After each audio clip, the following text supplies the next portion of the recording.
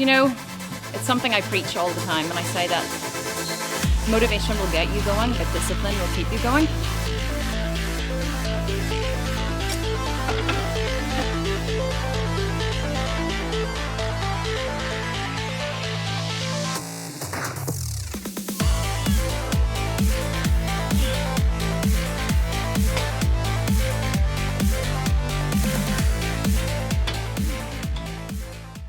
I will always train intensely. Like I will never be able to get as many reps in at a very, very heavy set without a spotter, without mark.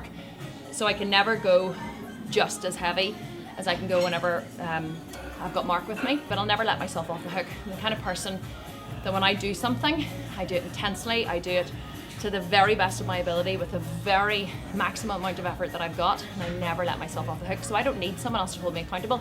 That's a problem with most people in this life, is that they need someone else to hold them accountable. Like if someone's not there beating them with a stick, they fall off the wagon.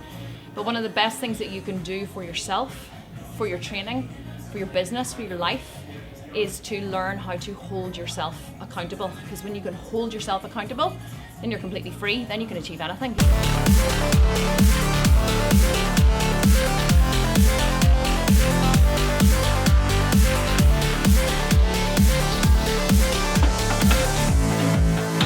size of the quads that I have built in this last year from doing this machine is phenomenal. And so I think that because we do it second and my legs are already exhausted, it just destroys more muscle fibers. This machine works every part of the legs, every part of the glutes, every part of the hamstrings. It also works the back because of the way you push on the back of it. So you're using hundreds of muscles in the body. With every squat you use hundreds of muscles, but I find that this machine is the best machine for building big quads. Truly. Any kind of hack squat, but especially the angle of this one, because you're not lying back, because you're kind of sitting up on the hack squat angle. The legs, the size of the quads that I have built in this last year from doing this machine is phenomenal. The thing about this machine is you can give yourself a spot if you need to, so you can put your hands on your knees and keep them there. So if you need that extra wee push to keep the rep going for more momentum, you can give yourself a push on your knees. So if you don't have a spotter, this is a great machine to spot yourself on.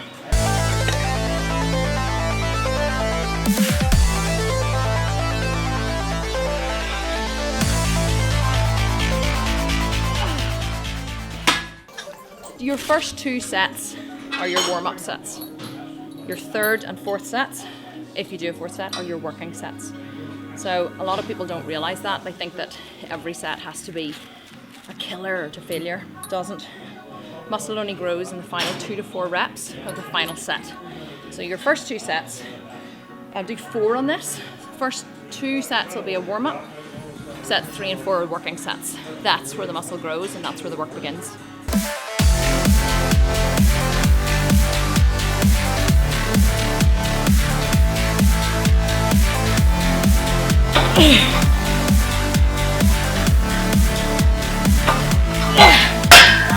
Had to give myself a spot. I haven't done this machine for 6 months. I love coming back to it and seeing how strong I am and how much more strength that I've built. So those were good sets. My top set is 110 for I think 8 to 10 reps. But that's with Mark, you know, heavily spotting me at the end. Probably a good 4 to 6 reps by myself, 110. So today going with 90 for my top set. I'll try and push out 10 reps. Well, there is a part of me which just wants to throw on.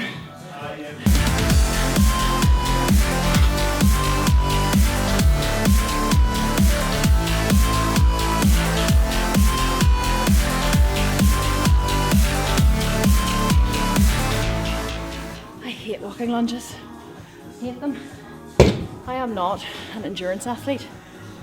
I am a short, sharp burst athlete. I would rather do something very hard for a short space of time than do something moderately hard for a longer period of time.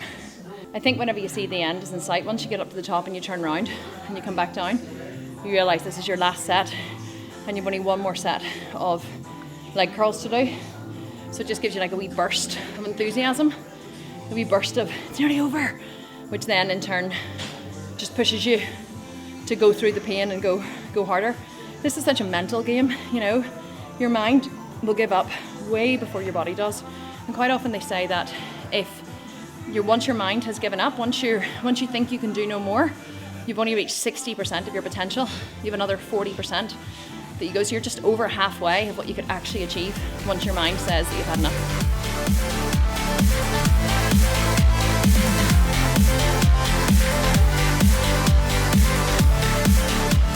I love this mirror. It's like chest splits.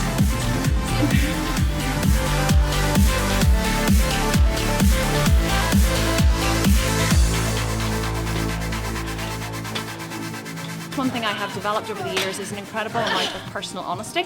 So Mark's not here.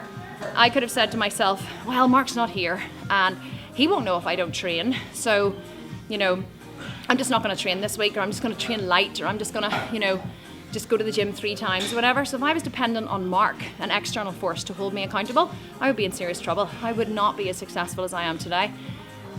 So the fact that I don't need Mark or don't need anyone else externally in order to hold me accountable, the fact that I can show up on time and do a bloody hard workout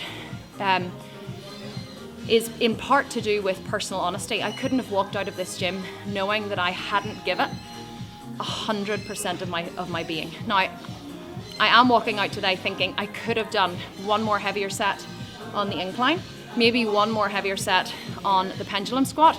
However, it's the first time I've ever trained legs in this gym by myself without Mark, ever. And to be honest, I just wasn't sure what I could do without a spotter. Now, after the 4th set, could I have put more weight on and done another set? Yes, I probably could have. But there's a part of me has to say, well, you know what, I'm happy with what I've done. I now know what I can do. And next time I come in by myself next week, when Mark's not here, I know that I can go a little bit heavier. So it's about having an incredible amount of personal honesty, but about building integrity over time. You need to set yourself a consequence, and you need to set yourself a consequence that you are going to uphold if you fail. So a consequence that you're going to say, I'm not going to drink coffee for a month, or I'm not going to practice yoga for a month, or I'm not going to do something that I really, really, really love to do. I'm not going to drink wine for a month. You have to have this like self-imposed consequence to hold yourself accountable to the thing that is important to you, like going to the gym or getting up and building a business, or, you know, maybe it might just be like not shouting at your kids. Whatever this thing is that's important to you, you have to have a consequence that's strong enough to hold you accountable if you don't do the thing, so that over time you gradually build the persistence, show up for yourself, do what you said you were going to do, and build your inner word, build your inner integrity, because that's what's really important. I mean, if you can't believe yourself, if you don't have a level of honesty with yourself, all you do is you just, you know, you have nothing. If you don't have inner honesty, if you lie to yourself or lie to the outer world, you have nothing. You have nothing left if you can't tell the truth, and especially if you can't tell the truth to yourself. So building that is probably the first step to holding yourself accountable. Building that is the first step to changing your life and to, you know, having everything that you want to have. Showing up for yourself really is the first step.